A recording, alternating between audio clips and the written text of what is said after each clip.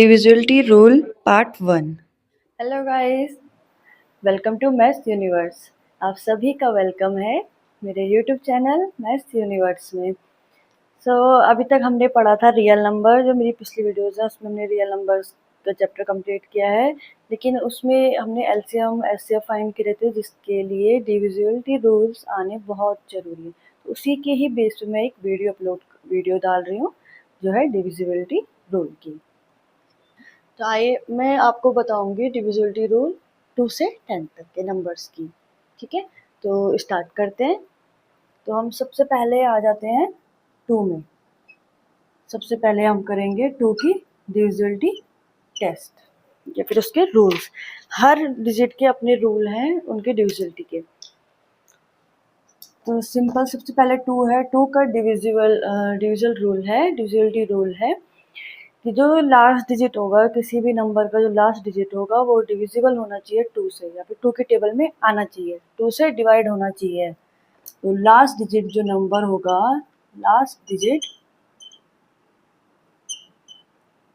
क्या होना चाहिए, या फिर तो 0, 2, 4, 6, 8 एक्सेट्रा एक्सेट्रा सो ऑन। इसका मतलब क्या है, 2 किन किन नंबर्स को डिविजल करेगा, फिर 2 किस किस नंबर को डिवाइड दे सकता है, किसी भी नंबर का लास्ट डिजिट इनमें से कोई हो जो 2 के टेबल में आता हो या फिर 2 से डिविजिबल हो। जैसे हम एग्जाम्पल ले लेते हैं।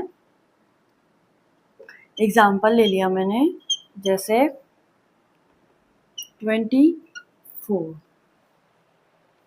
अब हमें चेक कैसे करना है, कोई नंबर आ गया 24, तो पता कैसे चलेगा, जो इसका लास्ट डिजिट है, हमें इसका लास्ट डिजिट देखना है क्या है, 4। 4 2 के टेबल में आता है, फिर 2 से डिविजिबल होता है, तो यस 2 2 जा 4, इसका मतलब ये नंबर भी 2 से डिविजिबल होगा। 2 से डिवाइड होगा तो इसका मतलब ये कितने जा जाएगा, 2 12 जा 24। ऐसे मैंने एक और एग्जाम्पल ले लेती हूँ। एक एग्जाम्पल और ले लिया, जैसे मैंने ले लिया 69। ठीक है, वही चेक कैसे करना है, जो इसका लास्ट डिजिट है, ये लास्ट डिजिट इसका क्या है 9, ये 2 के टेबल में जाता है नहीं। सिंपल सी बात है, अगर मैं और इजी लैंग्वेज में बोलूँ, जितने भी इवन नंबर, अगर लास्ट डिजिट में इवन नंबर है तो वो 2 से डिविजिबल होगा। अब इवन नंबर क्या है, 2 वर्ड आते हैं, इवन और ऑड। इवन नंबर ही वो हैं जो 2 से डिविजिबल हो। सिंपल सी बात है, 0 2 4 6 8 ये सब इवन नंबर हैं। ये सब क्या है, इवन नंबर।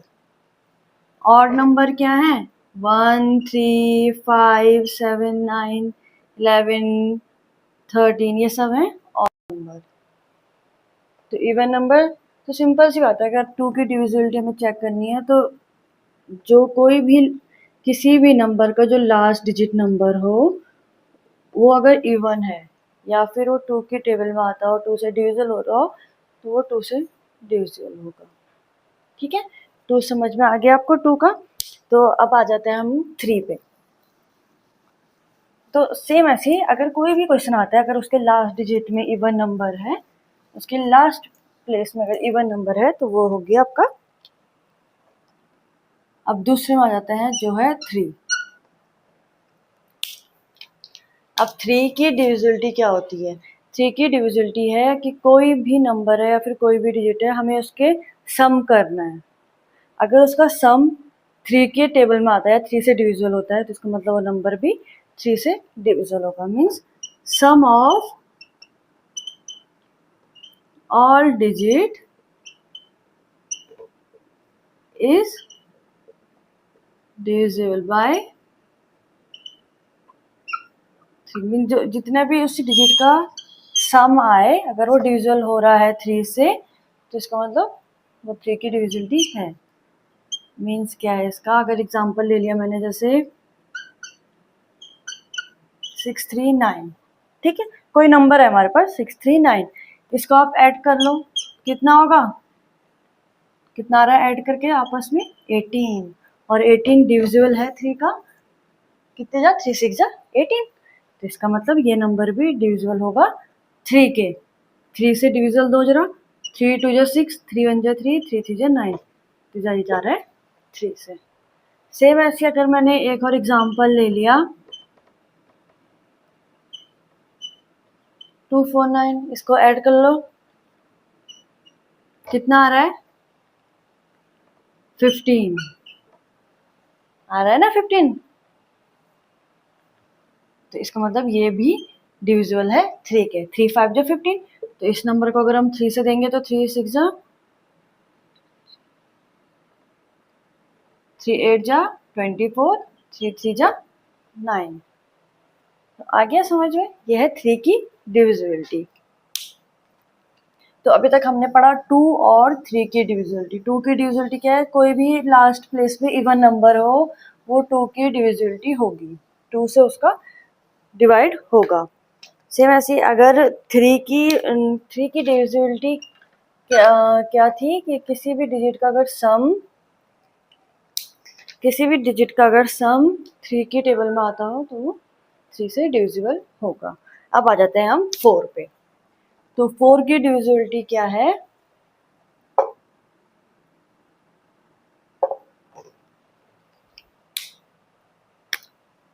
जैसे अभी तक हमने 2 की पढ़ी थी ना, 2 भी इवन नंबर है, 4 भी इवन नंबर है।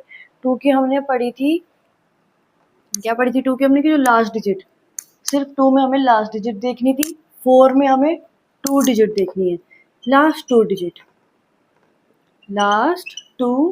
डिजिट मीन्स वंस और टेंस प्लेस।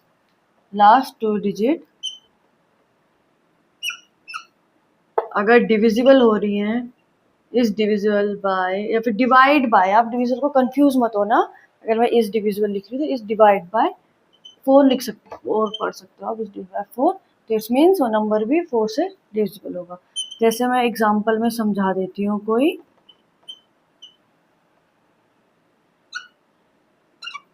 ये मैंने 2 डिजिट लिया सिर्फ अभी, ये हो गया इसका वंस, ये हो गया इसकी टेंस प्लेस, ठीक है।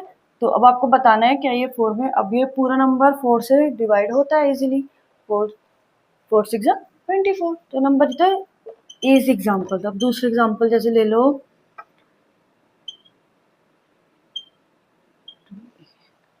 928, ये वंस प्लेस हो गई, ये टेंस प्लेस हो गई, ये 100 प्लेस। तो आपको क्या चेक करना है, वंस और tens place means last 2 digit. अगर ये 4 से डिवाइड हो रहा है तो उसका मतलब ये पूरा नंबर 4 से डिवाइड होगा, 4 7 जा 28, तो इसका मतलब ये भी 4 से जाएगा। कितने जा रहा है, 4 1 जा 4, 4 2 जा 8, 4 3 जा 12, 4 2 जा 8। तो समझ में आ गया आपको, ये बहुत इजी है, ये सिंपल एक रूल्स है कि आपको हर डिजिट के रूल्स हैं, डिविजिबिलिटी रूल्स, कि कैसे हम, जिन पे हम इसकी हेल्प हमें मिलती है एलसीएम एचसीएफ निकालने में, जिसमें एलसीएम क्या था, लीस्ट कॉमन मल्टीपल, और एचसीएफ क्या था, हाईएस्ट कॉमन फैक्टर। अब आ जाते हैं हम 4th पे जो है 5। 5 में भी हमें लास्ट डिजिट ही देखनी है, तो 5 में क्या था, लास्ट,